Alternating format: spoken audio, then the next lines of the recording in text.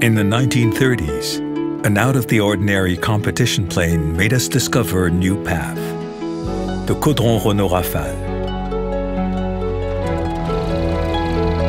We wanted to know how far we could go. We wanted to know how fast we could fly. We wanted to create a reference for future generations, a benchmark to remind us that no performance can be achieved without creativity. A benchmark that pilots Hélène Boucher, Adrienne Bolland, and Maryse Bastier set, flying faster, higher, and further than the standards of their time.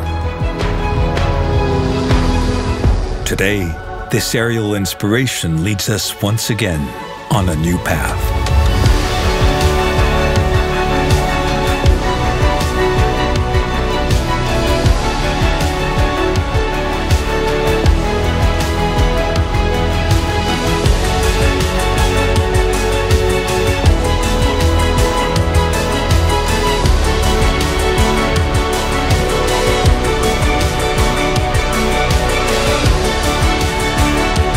All-new Renault Rafale.